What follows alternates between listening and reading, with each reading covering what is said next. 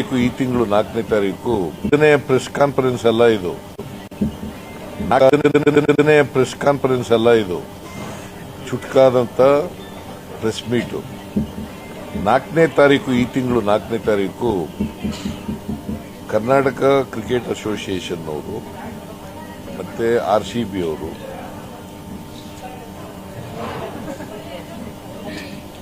Cricket ಪ್ಲೇಯರ್ಸ್ಗೆ RCB ಪ್ಲೇಯರ್ಸ್ಗೆ ಒಂದು felicitation program ಇಟ್ಕೊಂಡಿದ್ದೀವಿ.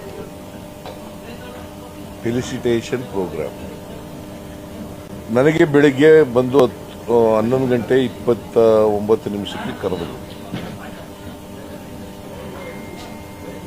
ಕರೆದು ರಿಕ್ವೆಸ್ಟ್ ಮಾಡಿದ್ರು.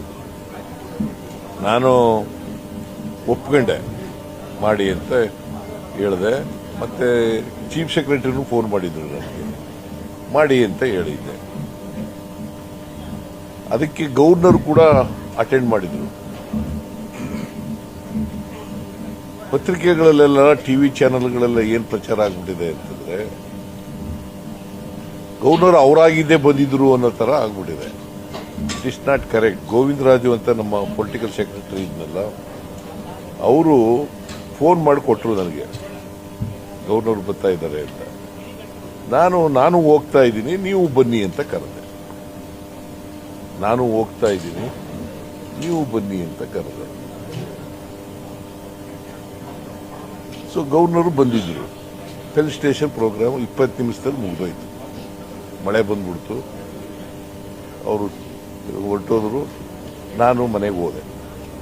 So this is what happened ಅವತ್ತು.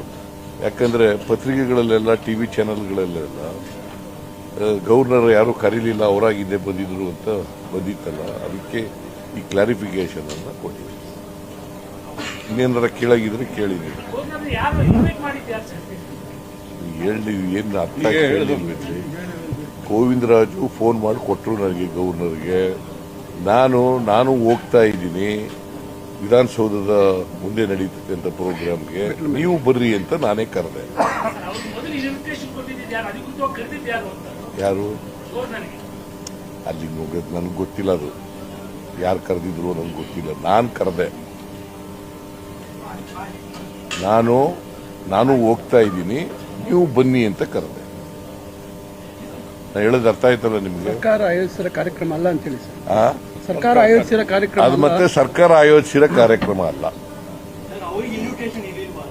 ಯಾರಿಗೆ ನಂಗೆ ಗೊತ್ತಿಲ್ಲ. ಅದು ನನಗೆ ಗೊತ್ತಿಲ್ಲ. ನಾನು ಗೋವಿಂದರಾಜು ಫೋನ್ ಮಾಡಿ ಕೊಟ್ಟ ಗವರ್ನರ್ಗೆ ನಾನು ಹೋಗ್ತಾ ಇದ್ದೀನಿ ಫಂಕ್ಷನ್ಗೆ. It is not a government function. It's a function arranged by KSCA and RCB. I am going there, ನೀವು ಬರ್ರಿ ಅಂತ ಕರೆದೆ. ಗೊತ್ತಾಯ್ತಾ? I hope that I myself made very clear. ಬಹುತೇಕರು ವಿಧಾನಸೌಧ ಮುಂಭಾಗ ಕಾರ್ಯಕ್ರಮ ಆಯೋಜನೆ ಮಾಡಿದ ಕಾರಣ ಅದು ಸರ್ಕಾರಿ ಕಾರ್ಯಕ್ರಮ ಅಂತಾನೆ ಭಾವಿಸಿದ್ದಾರೆ. ಅದು ಸತ್ಯನಾ ಸುಳ್ಳು? ನೋಡಪ್ಪ, ಭಾವನೆಗಳು ನೀನು ಏನು ಭಾವಿಸ್ಕತಿ ಅನ್ನೋದು ನನಗೆ ಗೊತ್ತಿರಲ್ಲ. ಬಟ್ ನನಗೆ ಬೆಳಿಗ್ಗೆ 11:29 ಶಂಕರ್ ಮತ್ತೆ ಜಯರಾಮ್ ಅವರಿಬ್ರು ಬಂದು ಕರೆದರು.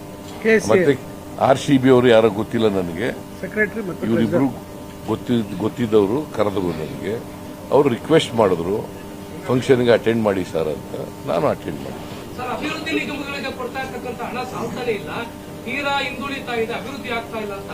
ಉದಾಹರಣೆಗೆ ಕನ್ನಡ ಅಭಿವೃದ್ಧಿ ಪ್ರಾಧಿಕಾರಕ್ಕೆ ಕೇವಲ 2 ಕೋಟಿ ಕೊಟ್ಟಿರ್ತಕ್ಕಂಥ ಸರ್ಕಾರ ಮರಾಠಿ ಅಭಿವೃದ್ಧಿ ನಿಗಮಕ್ಕೆ 60 ಕೋಟಿ ಕೊಟ್ಟಿದೆ ಅಂತ ಹೇಳಿ ಅವಲ್ಲಿನ ಅಧ್ಯಕ್ಷರೇ ನಮಗೆ ಹೇಳಿದ್ದಾರೆ. ಯಾವ ಅಧ್ಯಕ್ಷರು? ಕನ್ನಡ ಅಭಿವೃದ್ಧಿ ಪ್ರಾಧಿಕಾರದ ಅಧ್ಯಕ್ಷ ಪುರುಷೋತ್ತಮ್ ಕೇಳಿದ್ರೆ ಕೊಡ್ತೀವಿ. ಅವರು ಕೇವಲ 2 ಕೋಟಿ ಕೊಟ್ಟಿದ್ದಾರೆ. ಕೇಳಪ್ಪ ಇಲ್ಲಿ.